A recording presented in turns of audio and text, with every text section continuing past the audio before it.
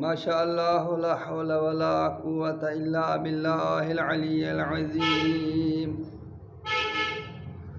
اعوذ باللہ من الشیطان اللعین الرجیم بسم اللہ الرحمن الرحیم الحمد للہ رب العالمین والصلاة والسلام علی سید الانبیاء والمرسلین وآلہ الطیبین الطاہرین المعصومین الذین اذھب اللہ عنہم الرجس وطہرہم تطہیرا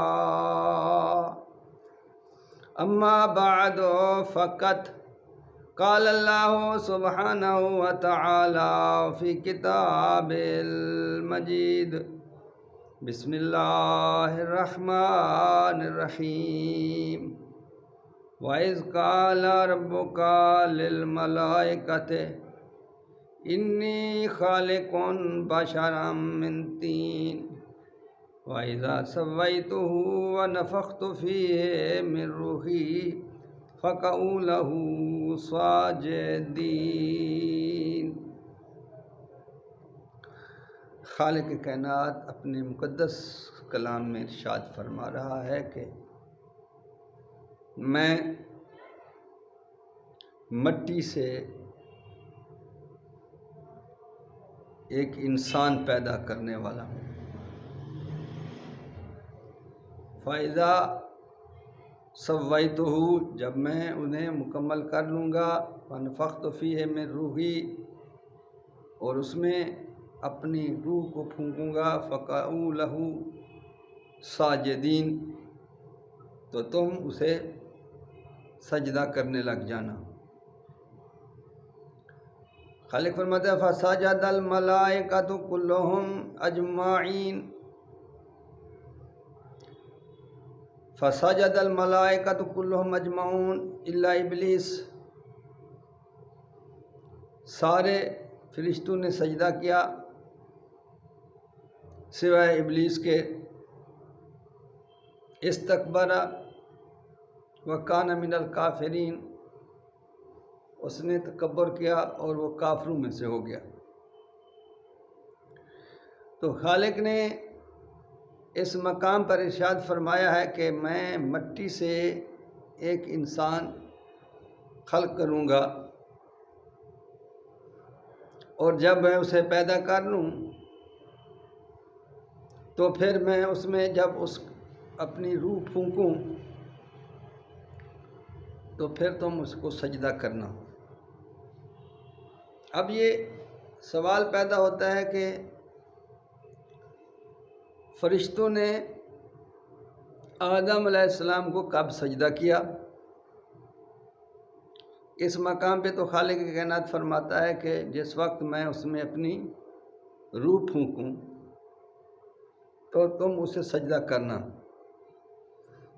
یہاں پر فا جو ہے وہ حروف عطف کے لیے ہے، جو کہ قریبی زمانے کو ظاہر کرتا ہے۔ تو یعنی جب ہی میں اسے پیدا کر لوں تو تم اس کو سجدہ کرنا۔ تو کیا فرشتوں نے آدم علیہ السلام کی پیدائش کے فوراً بعد سجدہ کیا؟ تو سورۃ بقرہ میں اللہ تعالیٰ نے ارشاد فرمایا ہے کہ اذ قال ربک للملائکۃ انی جاعل فی الارض خلیفہ، اے میرے حبیب جب تمہارے رب نے ملائکہ سے کہا کہ میں زمین پر خلیفہ بنانے والا ہوں، قالوا اتجعل فیہا من یفسد فیہا ویسفک الدماء، تو ان فرشتوں نے کہا کہ اسے بنائے گا جو زمین پر فساد کرے گا اور خون ریزی کرے گا، وَنَحْنُ نُسَبِّحُ بِحَمْدِکَ وَنُقَدِّسُ لَکَ، ہم تیری بندگی کرتے ہیں، تیری تقدیس کرتے ہیں، تیری تسبیح پڑھتے ہیں، تیری پاکیزگی بیان کرتے ہیں۔ تو خالق نے فرمایا انی اعلم ما لا تعلمون، جو میں جانتا ہوں وہ تم نہیں جانتے۔ تو اس آیت سے ظاہر ہوتا ہے کہ جب اللہ تعالیٰ نے حضرت آدم علیہ السلام کو خلق فرما لیا تو پھر فرشتوں کے سامنے اعلان کیا اور فرشتوں نے اعتراض کیا، تو خالق کائنات نے آدم علیہ السلام کی حقانیت کے لیے دلیل پیش کی۔ وعلم آدم الاسماء کلھا، اللہ نے آدم علیہ السلام کو سارے نام سکھا دیے۔ ثم عرضهم علی الملائکۃ، پھر ملائکہ کے سامنے پیش کیا، قال انبئونی باسماء ہؤلاء ان کنتم صادقین، تم اگر سچے ہو اپنی بات میں تو مجھے ان کے نام بتا دو۔ تو وہ فرشتے جو تھے وہ نام بتانے سے عاجز رہے، اور انہوں نے اپنی عاجزی کا اظہار کیا۔ قالوا سبحانک لا علم لنا الا ما علمتنا انک انت العلیم الحکیم، تو ہی پاک ہے، ہمارے پاس تو وہی ہے جو آپ نے ہمیں سکھایا ہے، تو ہی علم و حکمت والا ہے۔ پھر خالق نے آدم علیہ السلام سے فرمایا کہ یا آدم انبئہم باسمائہم، میں آدم انہیں ان کے نام بتا دوں۔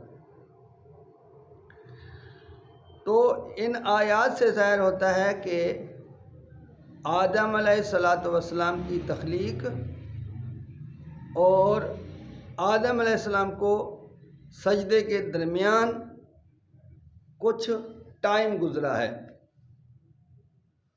تو پھر یہ دو آیاتیں جو ہیں، ایک آیات میں جب خالق فرما رہے کہ وَإِذَا نَفَخْتُ فِيهِ مِن رُوحِي فَقُعُوا لَهُ سَاجِدِينَ، کہ جب میں اس میں اپنی روح پھونک دوں تو پھر تم سجدہ کرنا۔ تو اس سے معلوم ہوا کہ یہ جو روح ہے، یہ روح جو ہے وہ روح نہیں ہے کہ جس سے انسان زندہ رہتا ہے، بلکہ اس روح سے مراد جو ہے وہ علم ہے، کیونکہ اللہ نے فرمایا جب میں اس میں اپنی روح پھونکوں تو تم اسے سجدہ کرنا۔ تو فرشتوں نے آدم علیہ السلام کو اس وقت سجدہ کیا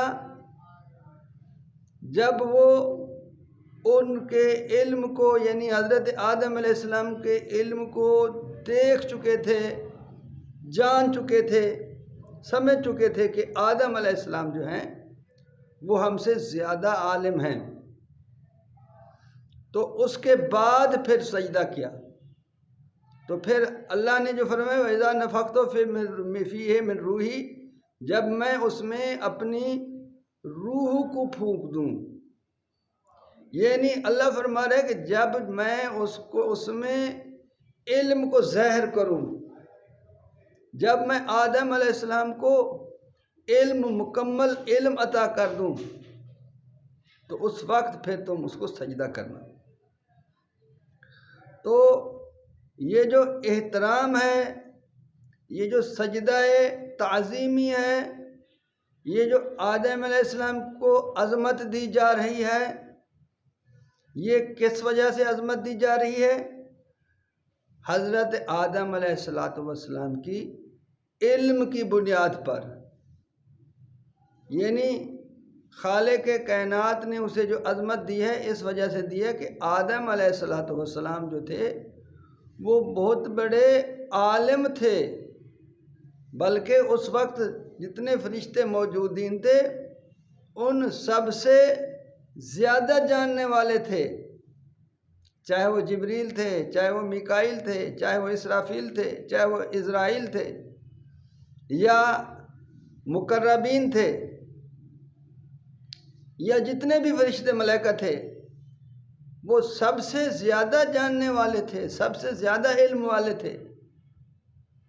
تو علم کی عظمت کی وجہ سے اللہ تعالیٰ نے فرشتوں کو حکم دیا کہ یہ تم سے زیادہ عظیم ہیں، لہذا ان کو سجدہ تعظیمی کرو۔ تو سجد الملائکہ تو کلہم اجمعون، اللہ فرماتا ہے کہ سارے فرشتوں نے سجدہ کیا الا ابلیس، سوائے ابلیس کے۔ استکبرا، وہ اپنے آپ کو بڑا سمجھنے لگا اور وہ منکر بن گیا۔ اب جو سب سے زیادہ عالم ہے اس کو اگر تاج خلافت نہ پہنایا جائے، اس کو اگر خلیفہ نہ تسلیم کیا جائے تو یہ بہت بڑا ظلم ہے، اور اس کی سزا وہی ہے جو ابلیس کی سزا، یعنی ابلیس نے حضرت آدم علیہ السلام کو خلیفہ ماننے سے انکار کر دیا تھا، جبکہ وہ جانتے تھے کہ آدم علیہ السلام جو ہیں وہ علم کے لحاظ سے سب سے زیادہ بلند و بالا مقام رکھتے ہیں۔ تو شیطان کا کیا مقام ہوا؟ اللہ نے فرمایا کہ قیامت تک شیطان پر لعنت برستی رہے گی۔ تو جو بھی کسی ایسی ہستی کو خلیفہ ماننے سے انکار کرے گا جو علم کے لحاظ سے سب سے بلند و برتر ہوگا اور اس کے لیے اللہ کا حکم بھی آ چکا ہوگا، تو پھر وہ بھی شیطان کی طرح قیامت تک لعنتی رہے گا۔